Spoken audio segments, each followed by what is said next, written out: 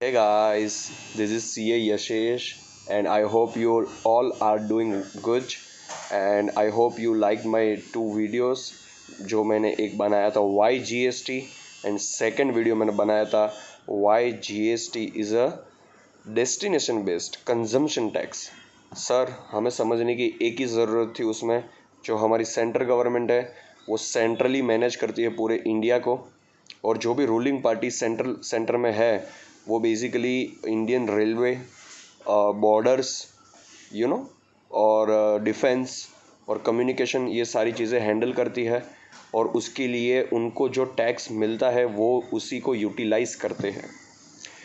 वैसे ही मैं state government की बात करूँ तो वो जो स्टेट में इलेक्ट होके जो सरकार आती है वो ही अपने स्टेट को रन करते हैं, और उनको जो अपने स्टेट को चलाने के लिए जो रुपए की ज़रूरत होती है वो कहीं ना कहीं पे हमारे कलेक्ट हुए टैक्स से ही वो लोग ये सारी मनी यूटिलाइज करते हैं। और इसीलिए इनडायरेक्ट टैक्सेशन में जीएसटी को सीजीएसटी और एसजीएसटी में जिस तरीके से बांटा गया है, शायद आपको लास्ट वीडियोस में आपको डेफिनेटली समझ में आ ही जाना चाहिए कि क्यों एक कंज्यूमिंग स्टेट जो इंपोर्टिंग स्टेट है उन्हीं को रेवेन्यू मिलती है। इसी के साथ मैं अब आगे चलता हूँ, और मेरा नेक्स्ट जो टॉपिक है वो काफ़ी इंटरेस्टिंग टॉपिक है, क्योंकि मेरा जो नेक्स्ट टॉपिक है वो ये है कि क्या 2001 में भारत की संसद पे जो हमला हुआ था, क्या उसको देश पे हमला माना जाएगा। मीडिया में बहुत बड़ी बड़ी टैगलाइंस आती है कि देश की संसद पे हमला, यानी कि भारत पे हमला।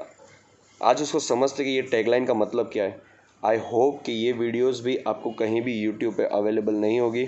मैं इस टाइम हर बार एक नए टॉपिक के साथ आता रहूँगा, एंड आई होप कि आपने अभी तक सब्सक्राइब बटन को प्रेस कर दिया होगा एंड बेल आइकॉन को भी प्रेस कर दिया होगा, क्योंकि बेल आइकॉन को प्रेस करते ही जैसे ही मैं वीडियोस को अपलोड करूँगा आपके नोटिफिकेशन में वो वीडियोस आ जाएंगे। एंड इसको शेयर कीजिएगा और लाइक कीजिएगा। याद रखिएगा, ये चैनल आपका है, आपके लिए है और आपके द्वारा ही है। So coming back to my topic, today's topic is that कि क्या देश की संसद पे किया गया हमला पूरे भारत पे हमला हुआ था। आई मीन ये लाइन कैसे जस्टिफाई होती है। हम लोग को काफ़ी बेसिक से समझना पड़ेगा। एंड आई एम प्रेडिक्टिंग कि यार आपको कुछ भी नहीं पता, ग्राउंड लेवल से चालू करते हैं, सिंपल से बहुत ही बेसिक लैंग्वेज में समझने का ट्राई करते हैं। जो भारत है, भारत में जो कानून बनते हैं वो देश की पार्लियामेंट बनाती है। करेक्ट। दो हाउस होते हैं, upper house and lower house, Lok Sabha and Rajya Sabha. अब जब भारत को डेमोक्रेटिक कंट्री माना जाता है, I mean it is one of the largest democracy. अब सर, लोकशाही मतलब क्या, डेमोक्रेसी यानी क्या, यानी कि लोगों द्वारा लोगों से चुनी हुई सरकारें आना।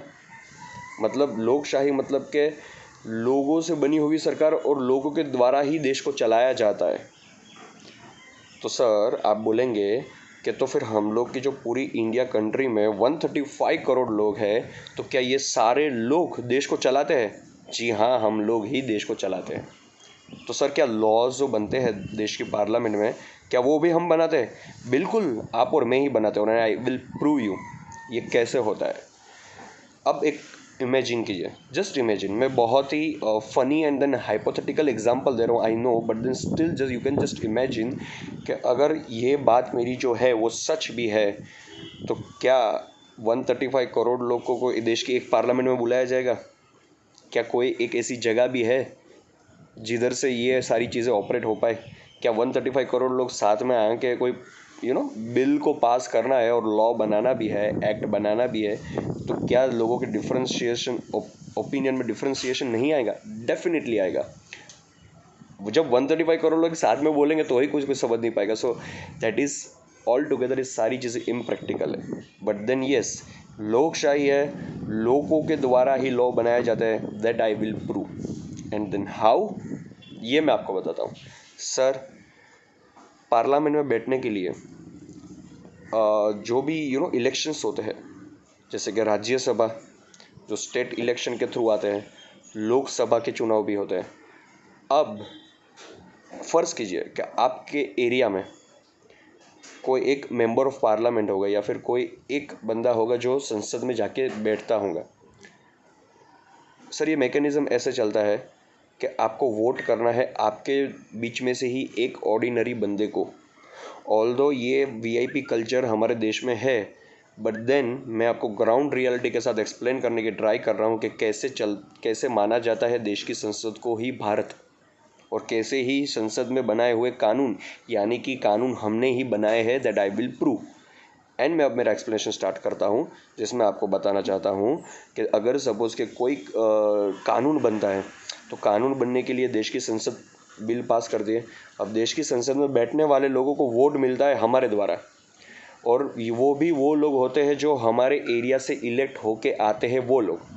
यानी कि सर हम लोग ऐसा मानते हैं कि हमारे एरिया में से कोई काबिल बंदा है जो हमारी आवाज़ को दिल्ली तक पहुंचा सकता है, तो हम उनको वोट करते हैं और वो हमारे बिहाफ पे बोलता है। और अगर हमें ऐसा लगता है कि ये काम बंदा नहीं कर रहा है ठीक से, तो हम उनको नेक्स्ट टाइम वोट नहीं देते, बट देन हम ऐसे बंदे को देते जो हमारी आवाज़ को देश की संसद तक पहुंचाया जा सके। सो दैट मीन्स कि हमें जाके नहीं बोलना है, पर हमारी आवाज़ को कोई जाके उधर बोले। वैसे 10 में से 100 में से या एक एरिया के 1000 लोगों में से कोई एक बंदे को इलेक्ट किया जाता है जो जाके बैठता है देश की पार्लियामेंट में, जो हमारी बातें उधर रखता है। और ऐसे नेशन वाइड सब लोग अपने अपने रिप्रेजेंटेटिव जो उनको लगता है कि हमारे ही बिरादरी, हमारे ही कम्युनिटी में से कोई ऐसे है जो जाके देश की संसद में बैठेंगे और हमारी बात को बोलेंगे। और इसीलिए हम लोग उनमें से एक सिलेक्ट करते हैं और वो बंदा उधर जाता है, हमारी प्रॉब्लम्स उनके सामने रखता है और हमारी आइडियाज़ और हमारे ओपिनियंस को उधर सामने रखता है। सर ग्राउंड रियलिटी थोड़ी डिफरेंट है। हम लोग जो हमारे एरिया के इलेक्ट हुए मेंबर ऑफ पार्लियामेंट है या कोई भी, हम उनसे भी मिलने से या जाने से बहुत ही कतराते हैं। बट देन फैक्ट तो ये है कि हम लोग को इनफैक्ट आइडियली कहना चाहिए कि हमारे एरिया में क्या प्रॉब्लम है या हमें क्या दिक्कतें फेस कर रहे हैं, हम लोग क्या प्रॉब्लम्स हम लोग फेस कर रहे हैं, तो ये हमारी बातों को उनको उधर रखना चाहिए, क्योंकि ये उनकी ड्यूटी है। और इन्हीं वजह से, इन्हीं रीज़न से हमने उनको उधर इलेक्ट करके उधर बिठाया है। बट देन ग्राउंड रियलिटी थोड़ी अलग है। थोड़ा वीआईपी कल्चर चलता है जिसमें हमें उनसे मिलने भी नहीं दिया जा सकता, फिर भी हम उन्हें ही वोट करते हैं। सो हम ग्राउंड रियलिटी को थोड़ा डिफरेंट रखते हैं और आते हैं क्यों बताया जाता है ये चीज़ को ये टॉपिक पे। So again I am repeating simple thing, ये पूरा इंडिया है। अब सब जाके तो पार्लियामेंट में जाके बैठ के बात नहीं कर सकते, तो बोला गया है कि कुछ सीट्स मिलेंगी और आपको अपने एरिया में से या अपने सिटी में से या अपने रीजन में से किन लोगों को सिलेक्ट करना है और वो आपकी बात उधर रखेंगे। करेक्ट। तो अब ऐसे ही पूरे इंडिया में से आए हुए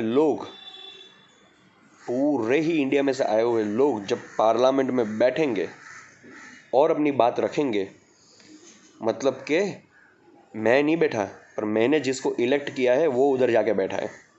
मतलब मैं मानता हूँ कि ये बंदा मैं ही हूँ और मैंने ही इसको बोला तू जाके बैठ। मतलब कि कहीं ना कहीं पे मेरी ही आवाज़ उधर है, देश की आवाज़ पूरी उधर है। अब जो 2001 में हमला हुआ, अब वो हुआ भारत की संसद पे। भारत के संसद में भारत की आवाज़ रहती है, क्योंकि भारत के लोगों ने ही पूरे इलेक्ट किए हुए लोग आके उधर बैठते हैं और अपनी बातें रखते हैं। इसीलिए बोला जाता है कि संसद पे जब हमला हुआ तो पूरे देश पे हमला हुआ। अगर आपको ये वीडियो पसंद आया है तो इसे लाइक कीजिए, शेयर कीजिए, सब्सक्राइब कीजिए। और हाँ, मुझसे ही जुड़े रहने के लिए, और ये जो मेरा डिफरेंट लुक है, जो मेरा फैशन पेज मैंने बनाया है इंस्टाग्राम पे, जिसका एक का नाम है CS Sangani and there is one more page जो है यशस संगानी, इसको भी फॉलो कीजिए और मुझसे कनेक्टेड रहिए। और हाँ, घर पे रहिए, सेफ रहिए, क्योंकि इस बार कुछ ना करके ही देश को बचाया जा सकता है। जय हिंद।